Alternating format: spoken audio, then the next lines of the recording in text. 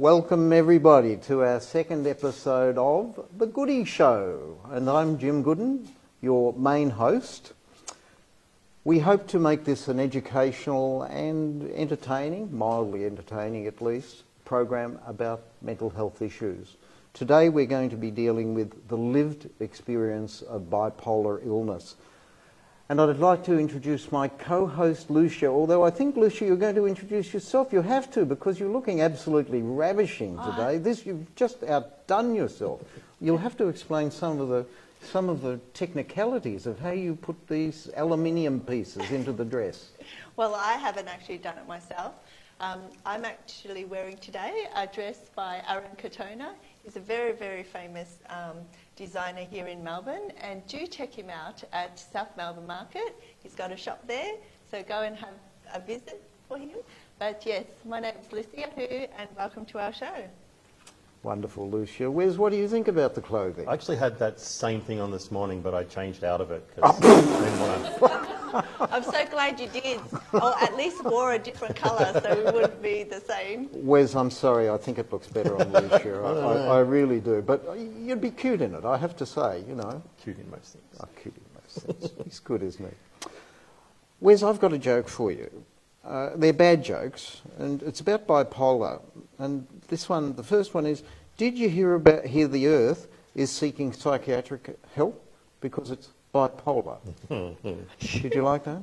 Lucia, I think you've got one too. Yes. You've got one? God, why is the Earth so emotionally unstable? It's because it's a natural effect of being bipolar. Wes, what about you? Have you got a bipolar joke? I only know one, and it's I hate bipolar. It's awesome. Now, you'd have to be bipolar to understand that, because in some aspects bipolar is enjoyable, or some aspects of bipolar are enjoyable. Yes. Okay. We'll leave it at that Bits for the of moment. So, is there a basic misunderstanding about bipolar, though, that those jokes indicate? Is there something about bipolar that we really don't get, with this idea of sort of a north and south? Yeah, absolutely. So they're the extremes, and I spend most of my life between those.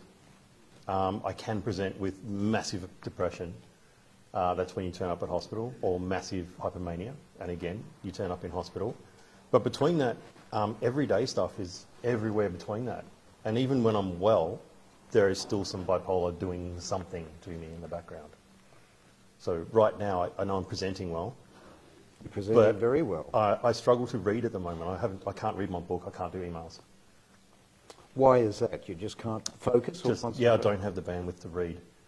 I can do other things, but I just can't focus. You know, when you read the one sentence over and over? Yep. That's me at the moment. And there's, it'll go away.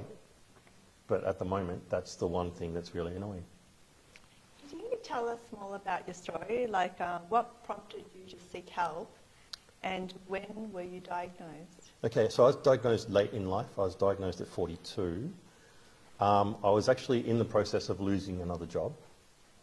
And the HR lady, after I'd been kicked out, said, look, there's something wrong. Go and get checked. So I went and saw a psychiatrist, and finally got a diagnosis, and then got medicated, and then spent a lot of time thinking, oh, that's why I did that. Oh, that explains that. Oh, that explains that.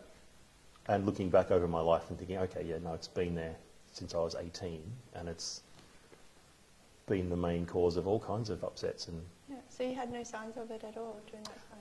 oh no, it was there. I didn't know anything about mental illness. I didn't know anything about why I found my life so hard. It's just all my friends at uni were doing well and I was struggling. And I wasn't any less smart than them. I was just really struggling. I know it's your question, but I'd like to follow that on. What was the HR person referring to specifically, do you think, in terms of your attitude or behaviour or... No, the quality of my work had fallen apart, and I didn't know. So I handed in a report and my boss had to redo it. The same report the month before I found easy. So I can turn up at work one day and just blitz, and turn up the next day to do the same thing and not be able to cope, not be able to do it. And just get this massive pit of frustration in my gut and not understand why. So is this common to bipolar, what you're describing? I mean, does this define bipolar? No, and but other it's definitely part of it. It's definitely. And it does affect your prefrontal cortex. Yep. So there are times when I can't focus, I can't manage a calendar, I can't do that stuff. And other times it's really easy. Actually, there's a thought that bipolar people, or people with bipolar, have increased creativity. We have a lot of undiagnosed people who are in the medical profession, legal, really high-performing people with bipolar. There are times when I've worked at a high level for a long period of time. The job where they diagnosed me, 2 years I was on top of my game, earning good money, doing really well. Then the work dried up, and I just fell into a pit of depression, and I couldn't do it anymore. So it was the depression in your case, not a mania? Yeah, I'm 90% depressed. 90%.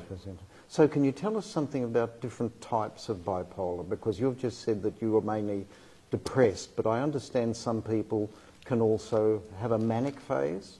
Oh, yeah. So they kind of separate them into type 1 and type 2. But that's happening less at the moment. But the main definition is type 1 has had an episode of psychosis, which is when the hypomania stops you from sleeping, or you don't sleep.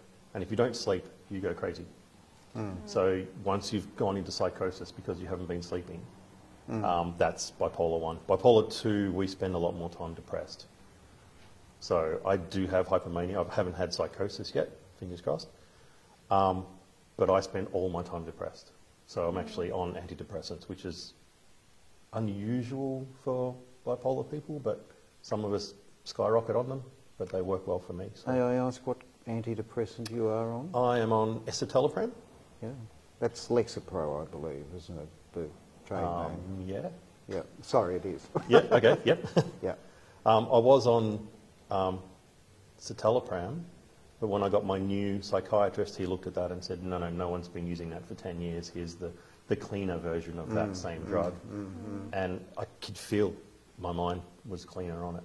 Okay. And a mood stabiliser? I'm not on one, but I put a lot of effort into watching how I'm behaving and what I was doing yesterday and the day before. So I noticed my mood swings when they come and can adjust. Yeah. So apart from having mood swings and having the sleep or deprivation of sleep, how does it affect you on your day-to-day basis? There's always something going on. Yeah. Like I said, at the moment I can't look at my emails and I'm struggling to read.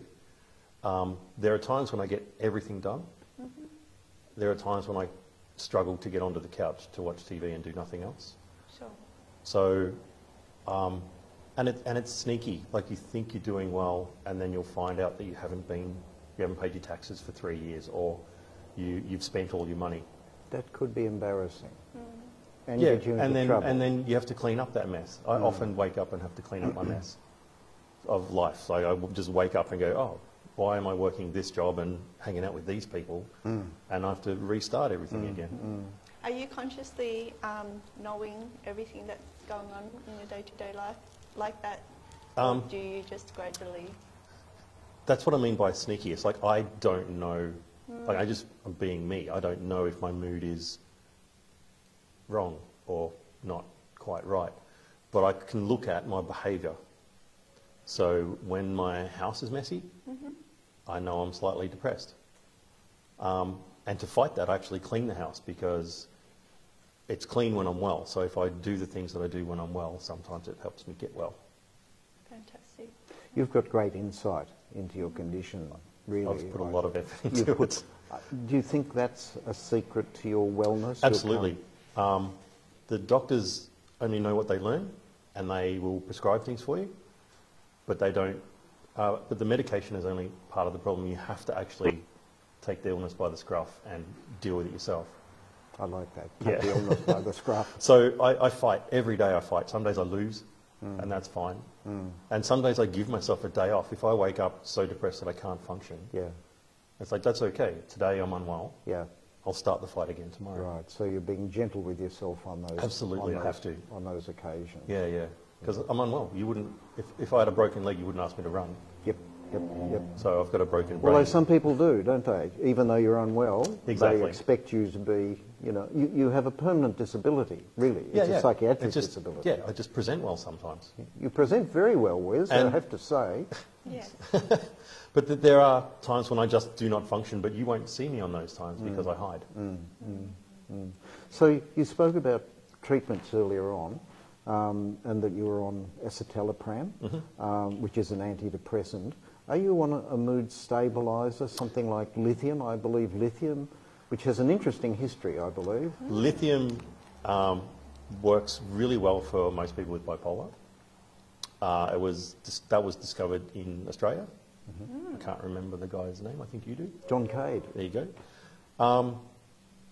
It works really well. We have a long history of it working really well. As long as you've got the levels right in your blood, so you need to get your blood checked all the time. I know a lot of people who do really well on lithium. Mood stabilisers, for me, turn me into a zombie, and the psychiatrist that I was seeing would prescribe me more every time I complained about it, and ended up, I could lose whole weeks. I would sit on the couch and stare at the wall, and the next thing it's Monday again, and I have to ring work and say I'm still sick. So talking about lithium, is that the same as lithium batteries in lithium? Yes. So that guy who discovered it in Australia, was he the same guy who said, just get those batteries and we can get a buzz out of it, and that would an ever-ready bunny man. Yes, and that would You cure. think, you're I think I've come up with a cure. You've confused John Cain with the ever-ready bunny. I'm sorry. I'm Probably sorry. right. If licking a battery was the cure, I would absolutely do it. Look, if it is, I'm taking that because I've mentioned it here. Get a grant, start your funding, start your research. I'm going to get that, Actually, just getting back to that lithium, I have actually heard of psychiatrists that have journeyed to Melbourne and the places where John Cade developed lithium, and they've actually almost worshipped it like a shrine, because lithium has been the gold standard in the treatment of bipolar illness. And literally psychiatrists have just said this is a place where one of the greatest medical breakthroughs in psychiatry ever occurred. Wow. Melbourne, Australia. It does work really well in some people. I know people who the side effects aren't worth the benefits. And that's we do that a lot with our medication. It's hard to find something that works because we're all different, and our bipolar presents differently in everyone. So that's why I'm on my medication and the next person is on something completely different. So everyone I talk to is on different amounts of different meds and different combinations. But lithium is something that works really well, especially if your bipolar is really bad. And they often start you there to get you back to a baseline and then figure out what we're going to do from there. Right, right. Because it can knock you out, it can make you feel numb. Yep, yep. And which is great when you're hypomanic. Yep. But not as a way to live your life. To live your life that way. There you go. I'm going to patent the licking of the battery from now on. I suppose you could crash up your own batteries and treat yourself. Perhaps we better not advertise that on the Goodin show. I don't think that would be approved by the Therapeutic Goods Association at all. And let's use scrap a that. metal Perhaps we bowl can and cancel pestle. that little bit out of the camera, out of the filming, please. I'm sorry about that. So we're all unique in a way, is what you're saying, I guess, in terms of treatments and... Absolutely. That's what makes it so difficult to find the right treatment, medicine-wise, because, I was put on Seroquel for a while, and that puts me to sleep so bad that I don't function, whereas other people, that works really well. It brings them down just enough from the hypomania for them to handle life well. But for me, it didn't work at all. And lamotrigine was even worse. So I don't need that kind of stuff, as long as I pay attention and look after the mood. So you've been on quite a range of medications. It's pretty standard to take a time. few years to find something that works. And how long did it take you to find something that worked? Or a combination? 5.5 years. 5.5 years. Yeah, I had 4 years of a psychiatrist who I couldn't afford and wasn't really interested in me and didn't listen. So he saw bipolar, that's the medication you take. And if I came in complaining, take more. So then I found a different psychiatrist when I finally realised that I could, who I can almost afford. And he actually listened to me and said, no, get rid of that. You don't need it. Just do this and you'll be fine. That's an issue, isn't it? Affordability of treatment and Yeah, medications I and so can't. on. Do you struggle with that, Wes, at times? I know you're employed. Yes, at the moment, everything's great. I've chosen to work in a field that I can turn up when I'm not quite well. I work in mental health now. No one expects me to be 100% all the time. Yeah, it's more understanding. When I was engineering, there were days when I just couldn't do the maths. So I'm no good at work. And then because I'm taking days off, I'm not earning enough to be able to afford my treatment. Is it common? Is that Yeah, common, you yeah. think, for people with If you're unemployed, the government will subsidise you. If you're employed, you're on your own, but the treatment is expensive. So if you're not earning great money, you can't afford your treatment. Now, Lucia, I'm going to deviate from the script. Go for it. Uh-oh. Am I allowed to do that? Off with your head. Lucia's told me I'm not allowed to deviate from the script, but Jim's going to do it. I'm sorry. Go ahead. But, you know, your issue with bipolar, you know, you deal with it so well. I know you and I are both members of an organisation called Bipolar Life. You may Yes. not know that. Oh, Or you told do, me you do know. already, Did I yes. tell you already? You I'm did. glad to see that I inform you of things. That's wonderful. Yes. And Bipolar Life and the Mental Health Foundation Australia are very close organisations. And in fact, Amazing. tomorrow night, Wes and I are going to be involved in a meeting where we're going to amalgamate the two organisations. But I know that you're a great supporter and you run, in fact, a support group yourself with Yep. Bipolar Life. How important do you think those support groups are? The support group, when I was in crisis after my diagnosis, I was looking for anything to help. And I was at the very first meeting of the current incarnation of Bipolar Life, back when it was the Melbourne Bipolar Network. Yes, I remember that. And to sit in a room and have other people talk about their struggles that are the same as mine Yes. was fantastic. Yes. And that's when I started learning about my illness, and that's when I started getting good at managing my illness. Yes. And then they needed someone to facilitate, and I didn't really want to do it, but I stepped in part-time. Yep. And now it's my favourite thing. And So you're I really can't- giving back. Yeah. And all I do is provide a space where people can talk about their bipolar with no judgment. And if I'm doing my job well, I don't have to say anything.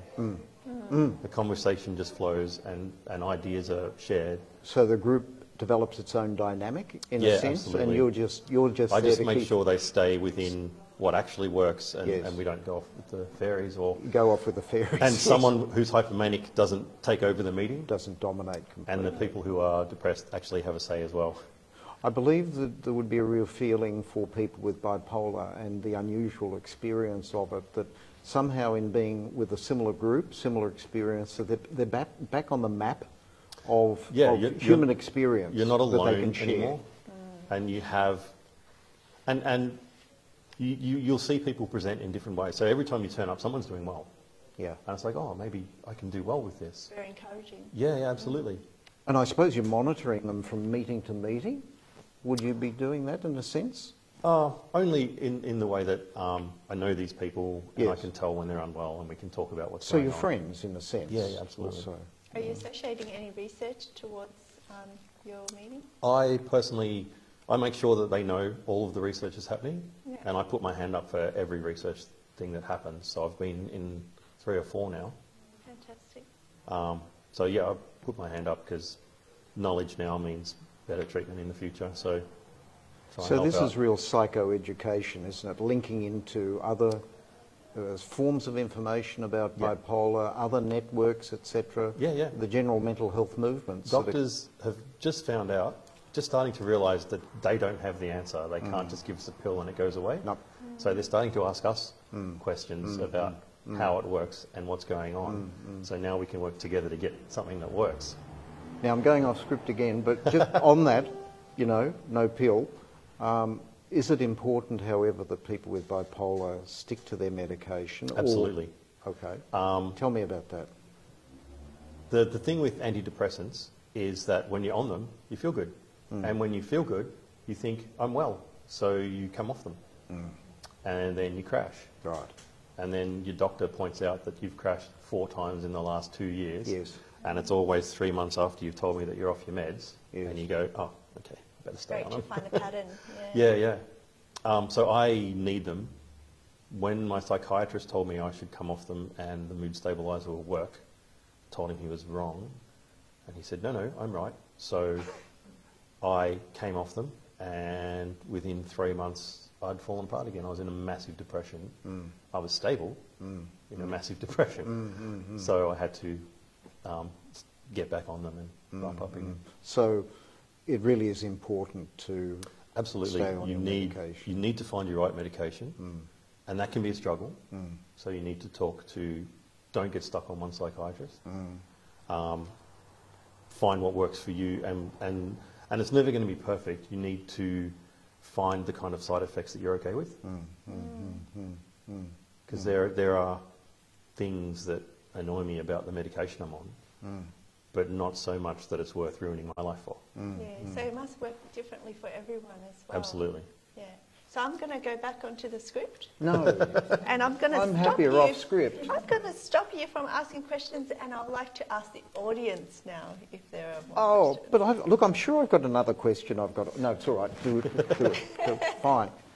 So I'd like to How can ask I the resist a audience- lady who looks like this? Really, it's Yeah. it's not possible, is it? No. I think I feel like Lady Gaga today. So I'd like She would be very envious. Yes. Oh, thank you. Oh, yeah. So I'd like to ask anyone in the audience if there are any questions that you would like to ask. Okay, I'll ask a question. I was really interested when you were talking about acceptance. You referred a lot to things like, I'm not well and that's okay. And I just wanted to get a bit more of an understanding of what it was like to get to a point of acceptance of the symptoms and acceptance of maybe not being able to come off medication, at least now might not be feasible, all of those sort of things of the journey. Acceptance is something that comes up in the meetings a lot. For me, because it was a late diagnosis, it was more like a relief. Right. It's like there's a reason that I struggle, and now I've got something that I can work on to try and make my life easier. A lot of young people, especially, the best way to manage your bipolar is routine instability, and no one in their 20s wants that. No. And that's why they struggle with acceptance, because it means they have to actually take control of their life and do stuff the right way. But for me, it was like I said, it was a relief. This is something I can work on. Now, Wes, we've got some questions from our multicultural audience here. Oh, cool. And I believe you're Nepalese, from Nepal. Yeah. Have you got a question? Yeah, actually I was listening, what's the experience that you had. So my question is about the teenagers. I'm from Nepal, and in my culture, when people start to develop the signs of bipolar, it can often be mistaken as a hormonal changes during adolescence period. So in that situation, what are some of the distinguishing, the signs and symptoms? We're starting to get younger people being diagnosed, so doctors are getting better at spotting it. I slipped through the system. Like I've had bipolar since I was 18. I've seen professionals, but I never got a diagnosis until I forced someone to give me something. Say, look, this is me. What's wrong? At 42. So the doctors are listening to us, and they're getting better at spotting it. But I don't know. It's like it's a mood disorder, and everyone has a mood, and when you're a teenager, your moods can be extreme, and the bipolar will be more than that. So it's going to take, you need to know what you're looking for.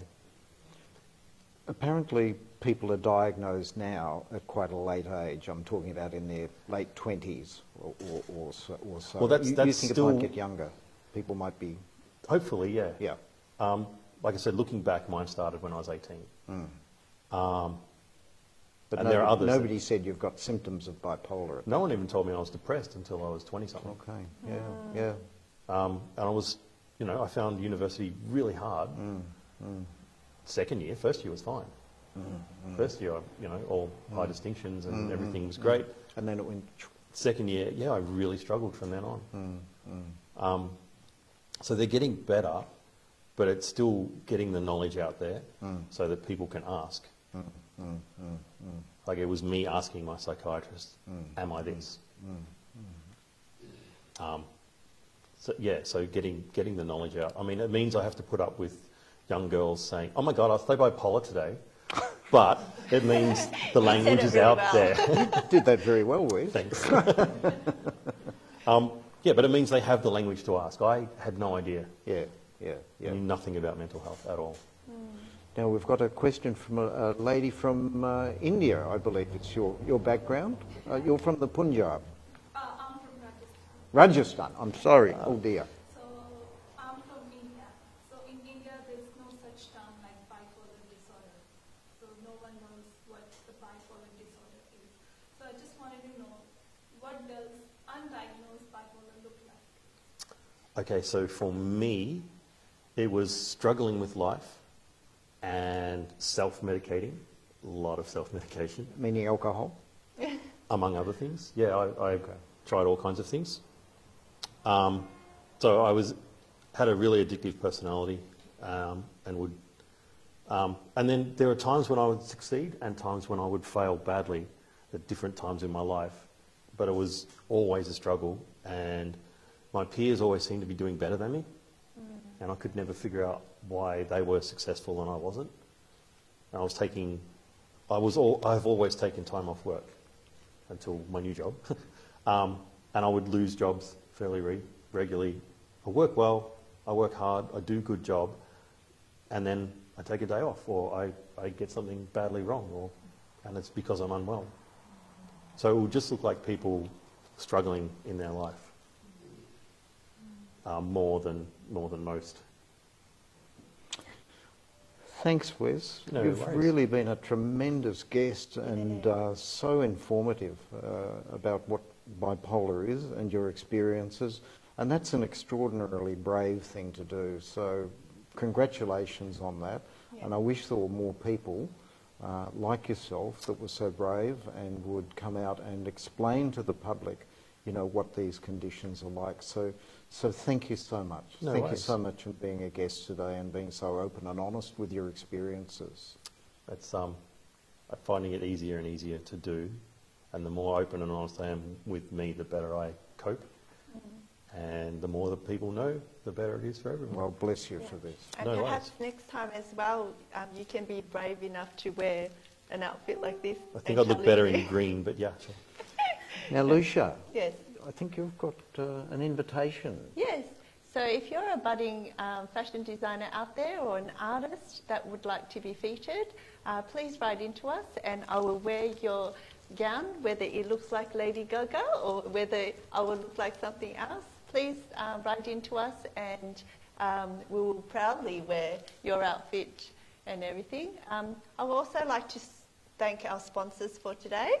I'd like to thank the You Want Group, which one of the actual owners of the You Want Group is Iris Ju, and this is a great book from her, Great Leadership Starts With You, which is also available on Amazon and as well as her website for the youmwantgroup.com. So please, like you said, you were going to get one. I'm going to get that. I think I certainly need some advice from Iris. Yes. Definitely.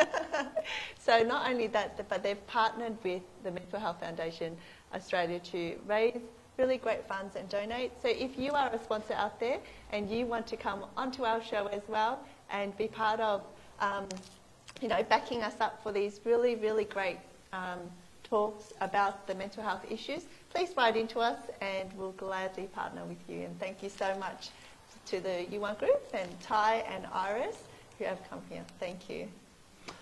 Now, I've just got a final thing to say. Some people have been asking me about the badges on my hat. So I'm just going to tell you about one of them, and that's this one. That's the Indian Pacific Railway badge, and I was sent that in by some people who wanted me to talk about it, and that represents a railway that actually is 4,300 kilometres across Australia from Sydney to Perth, which is a huge distance. And I think it's about the same distance as from Darwin, or from Australia, from Darwin to Kuala Lumpur, which gives you some idea as to how huge our country, Australia, is. So that's all we have from today's show, The Goodie Show. Thank you very much for being a wonderful and attentive audience to all of you. Next month, we'll be speaking to a remarkable gentleman, a Mr. Gary Kusoglu, who lost his sister, I should say, at 9 years of age. He has faced death on 4 occasions. He suffers from all sorts of physical illnesses, but he has the strongest resilience and resolve I have ever met in a human being. And we're going to examine 6 aspects of that resilience. So until our next meeting, next month, goodbye from The Goodie Show. Thank you for watching.